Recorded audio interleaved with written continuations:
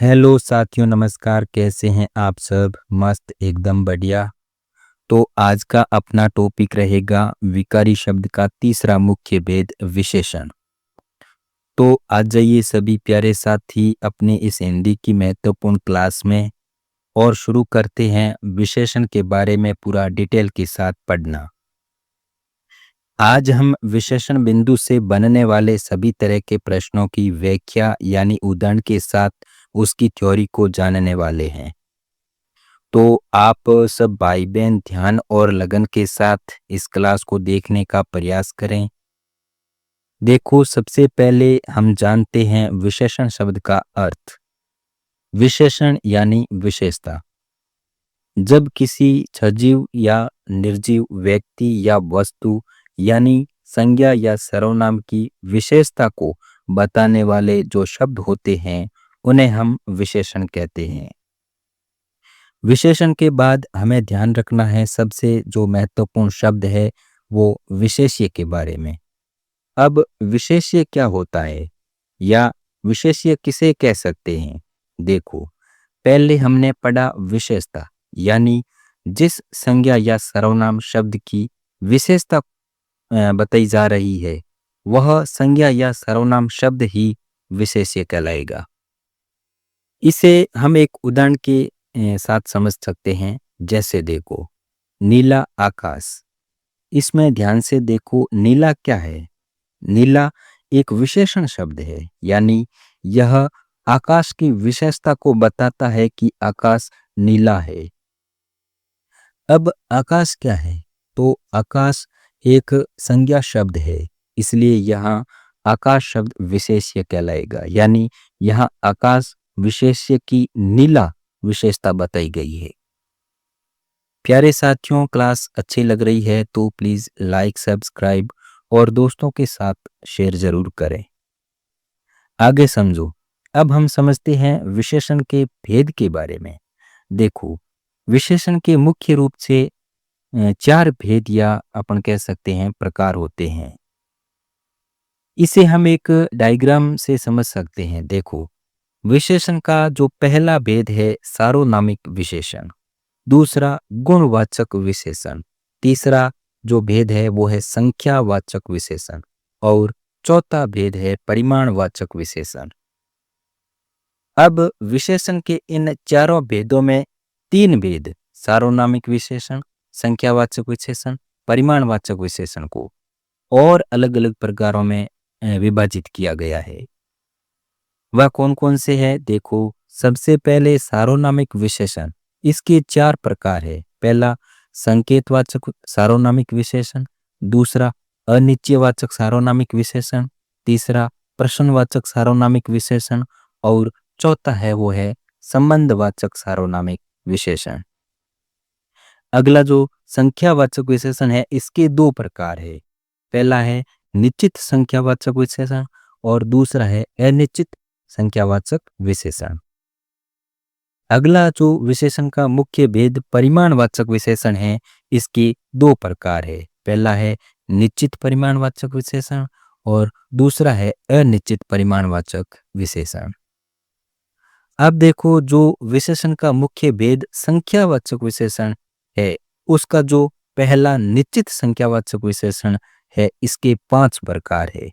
पहला गणनावाचक, दूसरा क्रमवाचक, तीसरा आवृत्तिवाचक और चौथा समुदायवाचक और पांचवा प्रत्येक बोधक। यह विशेषण के भेद और उनके उपभेद के बारे में हमने जानकारी प्राप्त की। अब हम इन सभी भेदों को एक एक करते हुए उदाहरण के साथ विस्तार से समझने का प्रयास करते हैं। देखो, तो सबसे पहले हम सार्वनामिक विशेषण और उसके प्रकार के बारे में बात करते हैं। देखो, सार्वनामिक विशेषण क्या है? सार्वनामिक विशेषण का मतलब जो सर्वनाम शब्द विशेषण की तरह किसी संज्ञा के पहले यानी संज्ञा के आगे लगकर संज्ञा की विशेषता को बताते हैं तो उन्हें हम सार्वनामिक विशेषण कहते हैं। सार्वनामिक विशेषण में सर्वनाम के सभी जो छह प्रकार होते हैं उनमें से पुरुषवाचक और निजवाचक सर्वनाम को छोड़कर बाकी सभी इसमें शामिल होते हैं। इसे एक उदाहरण से समझते हैं, जैसे यह लड़का। तो यहाँ इस वाक्य में लड़का शब्द एक संज्ञा है और संज्ञा से पहले यह सर्वनाम का प्रयोग हुआ है जो सार्वनामिक विशेषण कहलाएगा। अब सार्वनामिक विशेषण का पहला प्रकार जो निश्चयवाचक या इसे हम कह सकते हैं संकेतवाचक सार्वनामिक विशेषण, इसे समझते हैं। देखो, इसमें किसी निश्चित व्यक्ति या वस्तु की ओर संकेत करने वाले सर्वनाम शब्द अगर संज्ञा के पहले प्रयोग होकर उस संज्ञा की ओर संकेत करते हैं तो वह संकेतवाचक सार्वनामिक विशेषण कहलाता है। इसे एक उदाहरण से समझते हैं। देखो, जैसे वह भवन श्री राम का है। तो यहाँ इस वाक्य में वह सर्वनाम एक निश्चित वस्तु की ओर संकेत कर रहा है एवं संज्ञा से पहले प्रयोग हुआ है, इसलिए वह सर्वनाम शब्द एक संकेतवाचक सार्वनामिक विशेषण कहलाएगा। अब सार्वनामिक विशेषण का जो दूसरा प्रकार अनिश्चयवाचक सार्वनामिक विशेषण है, इसे समझते हैं। देखो, अनिश्चयवाचक जो सर्वनाम शब्द है वो अनिश्चयवाचक सर्वनाम शब्द से किसी भी व्यक्ति या वस्तु यानी संज्ञा का निश्चित होने का बोध नहीं हो पाता है। ऐसे शब्दों का प्रयोग किसी संज्ञा से पहले कर उस संज्ञा की ओर जब संकेत किया जाता है तो उसे हम अनिश्चयवाचक सार्वनामिक विशेषण कहते हैं।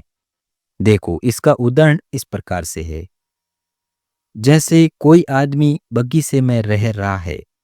तो यहाँ इस वाक्य में कोई आदमी से किसी निश्चित व्यक्ति का बोध नहीं हो पाता है, लेकिन किसी व्यक्ति के होने की ओर संकेत किया गया है, इसलिए यहाँ कोई जो सर्वनाम शब्द है वो अनिश्चयवाचक सार्वनामिक विशेषण कहलाएगा।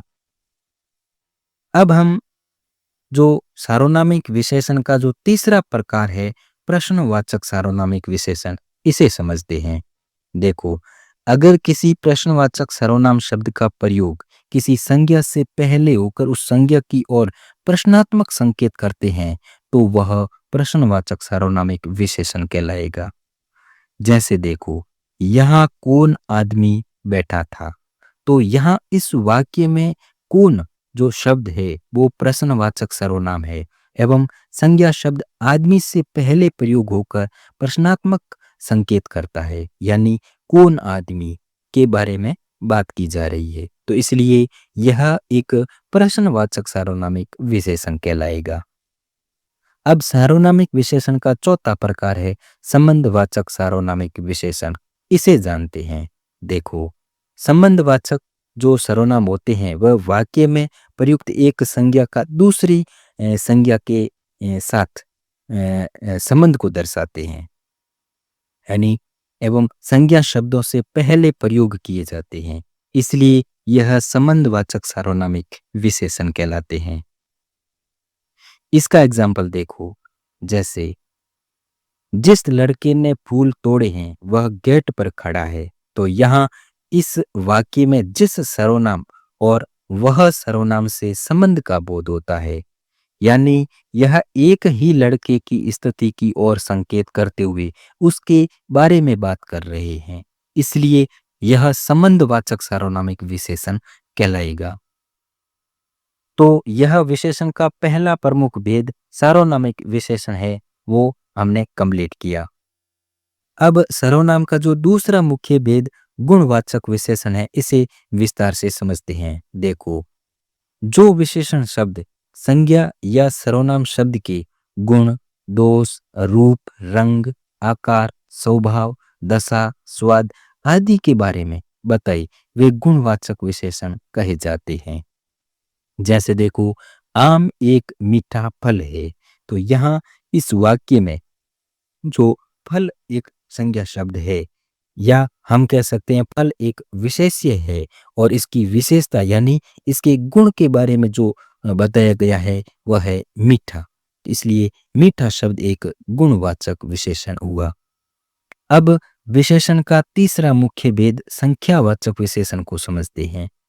देखो संख्यावाचक विशेषण में क्या होगा, किसी संज्ञा या सर्वनाम की संख्या की ओर या संख्या को इंगित किया जाएगा और वह संख्या निश्चित भी हो सकती है और अनिश्चित भी हो सकती है।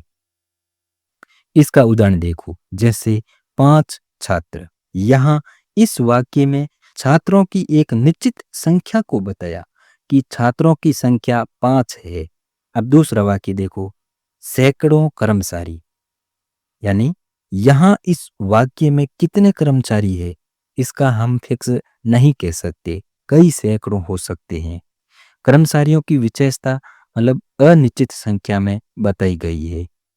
देखो, निश्चित संख्यावाचक जो विशेषण है, इसके संख्या के आधार पर कई भेद किए जा सकते हैं।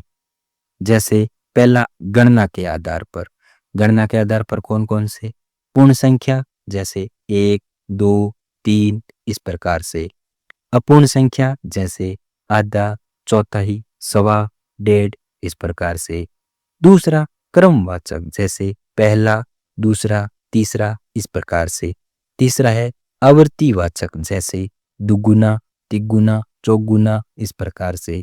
चौथा है समुदायवाचक जैसे, या अपन इसे समुच्चयवाचक भी कह सकते हैं, जैसे दोनों, तीनों, चारों इस प्रकार से। और पांचवा है प्रत्येकवाचक जैसे हर एक, प्रत्येक, प्रति इस प्रकार से। यह है निश्चित संख्यावाचक विशेषण, अपन इसे कह सकते हैं। ये सभी निश्चित संख्यावाचक विशेषण हैं। अब जो दूसरा है वो है अनिश्चित संख्यावाचक विशेषण। देखो, जिसमें किसी निश्चित संख्या के बारे में बात नहीं की जाए, वह अनिश्चित संख्यावाचक विशेषण कहलाता है। जैसे कौन कौन से?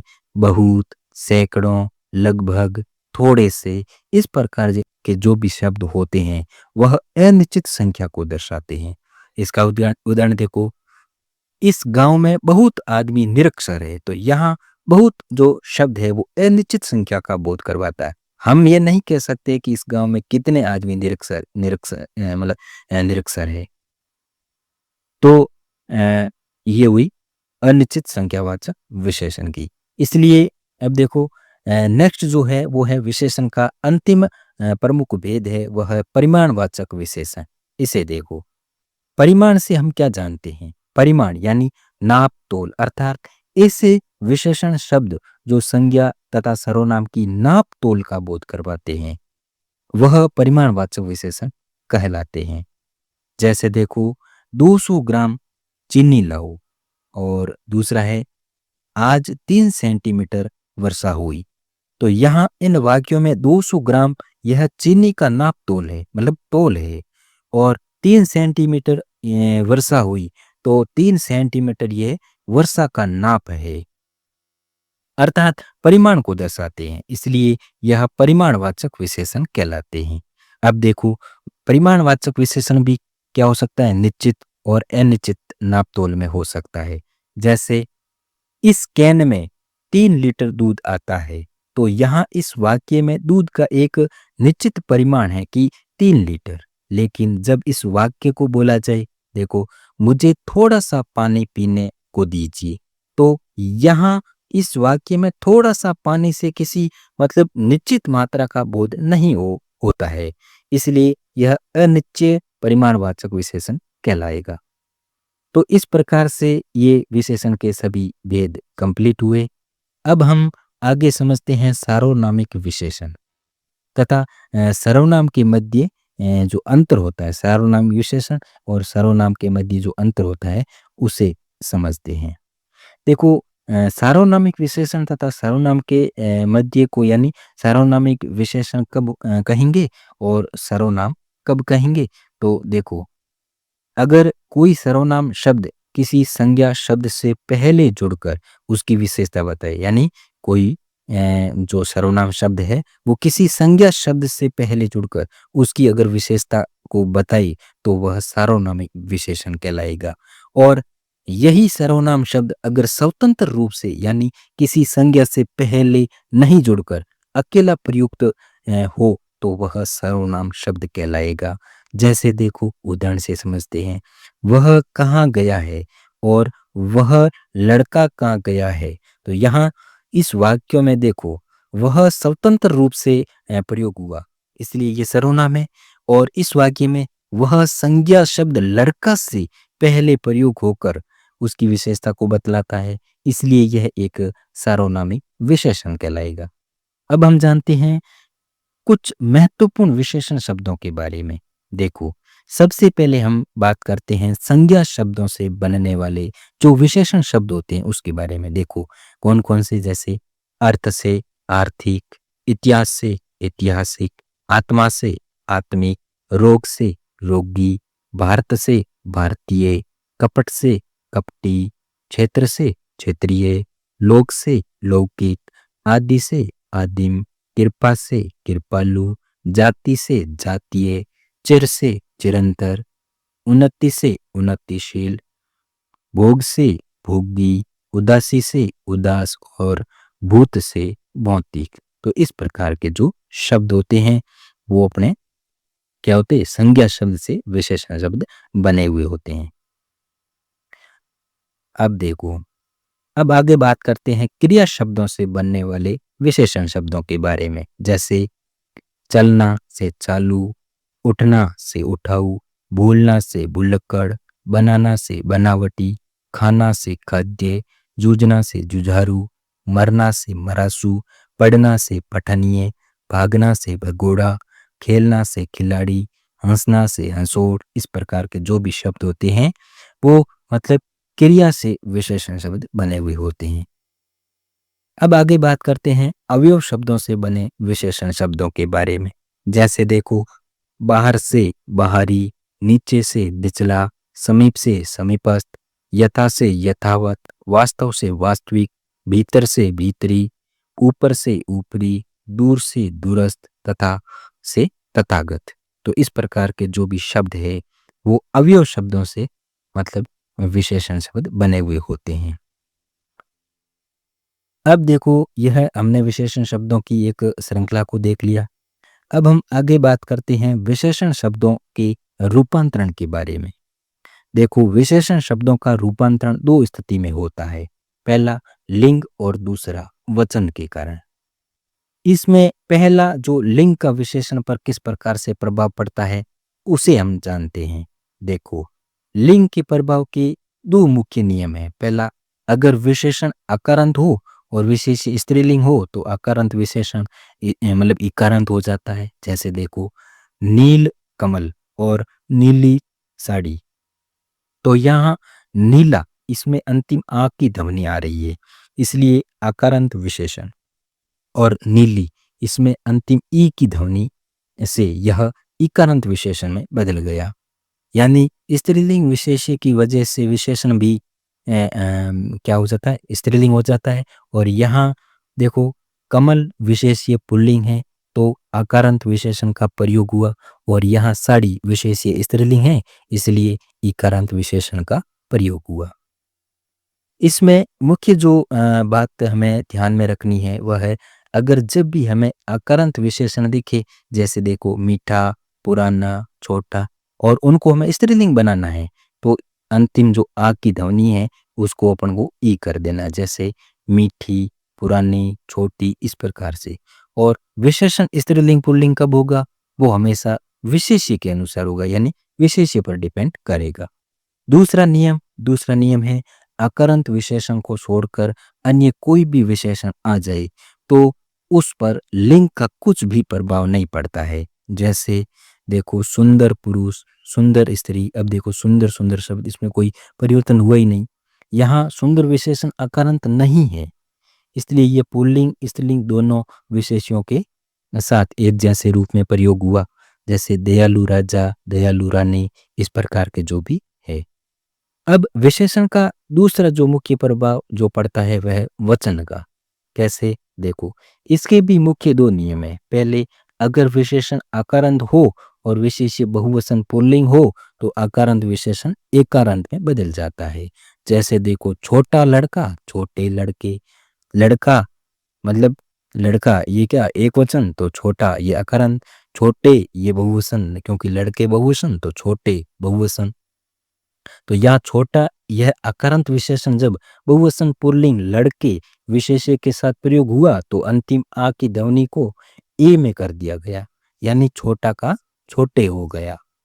दूसरा नियम, अगर विशेष्य बहुवचन स्त्रीलिंग हो और आकारांत विशेषण इकारांत मतलब हो जाता है, यानी अगर विशेष्य बहुवचन स्त्रीलिंग हो तो आकारांत विशेषण क्या हो जाता है, इकारांत हो जाता है। जैसे देखो, यह कुर्ता हरा है, ये मतलब ये टोपियां हरी है, तो यहाँ टोपियां विशेष्य बहुवचन स्त्रीलिंग है, इसलिए आकारांत जो हरा विशेषण है वह इकारांत यानी हरि विशेषण हो गया।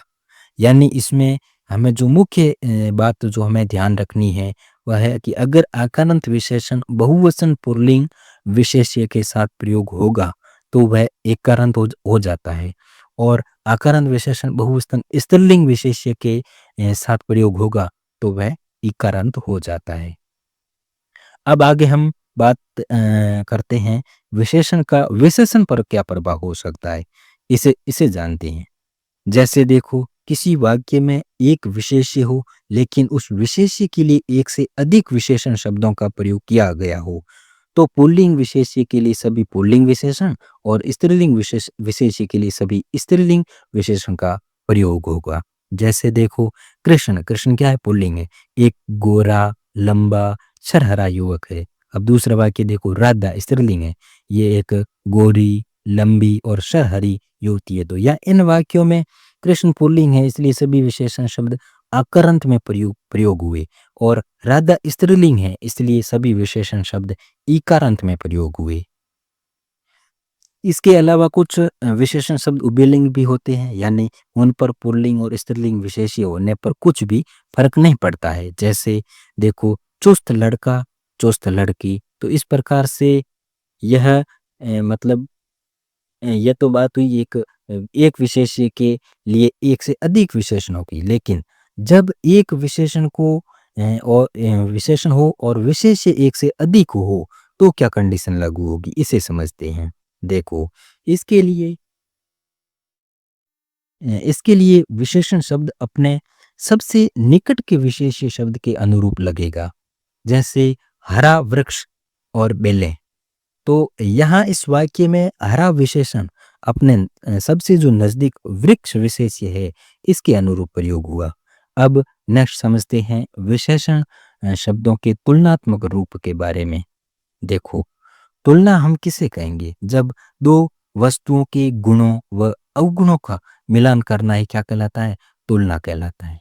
इसी आधार पर तुलना की दृष्टि से विशेषण की तीन मुख्य अवस्थाएं होती है। देखो, पहली है मूल अवस्था, यानी किसी व्यक्ति या वस्तु की तुलना न करके उसकी सामान्य विशेषता को बताना।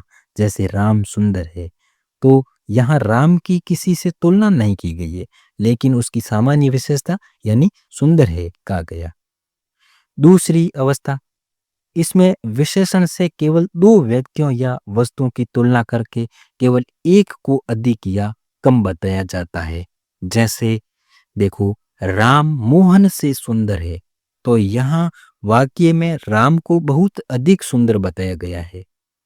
तीसरी है उत्तम अवस्था, इसमें विशेषण द्वारा दो से अधिक व्यक्तियों या वस्तुओं की तुलना करके उसमें से किसी एक को बहुत अधिक या कम बताया जाता है। जैसे उदाहरण देखो, राम सबसे सुंदर है, यानी इस वाक्य में राम को अधिक लोगों से तुलना करते हुए उनमें से सबसे अधिक सुंदर बताया गया है।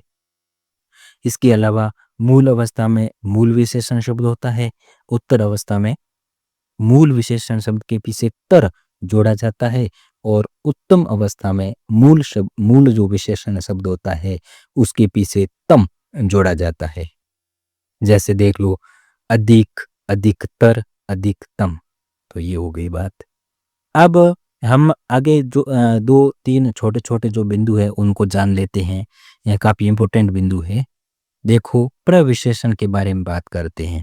प्रविशेषण किसे कहा जाता है, जो विशेषण शब्द अन्य विशेषण शब्द की भी विशेषता को बताए वह प्रविशेषण कहलाता है। जैसे अति उत्तम बाल की पूंछ हाथ पड़ गई, तो यहाँ इस वाक्य में अति शब्द उत्तम विशेषण शब्द की विशेषता बता रहा है, इसलिए यह प्रविशेषण कहलाएगा।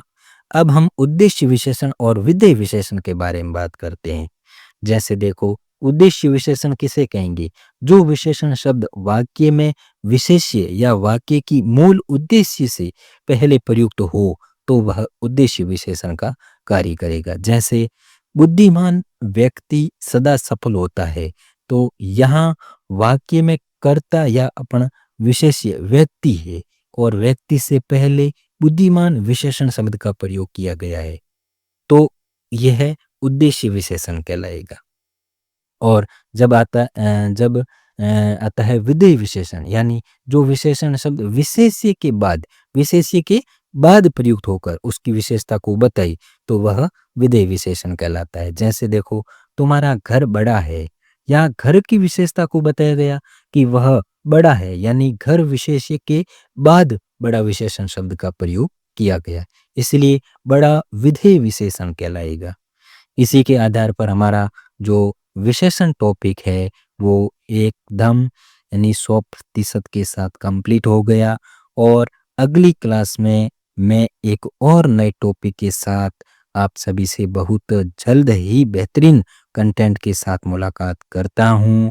और तब तक के लिए आप सभी प्यारे साथियों को जय श्री राम, जय हिंद दोस्तों।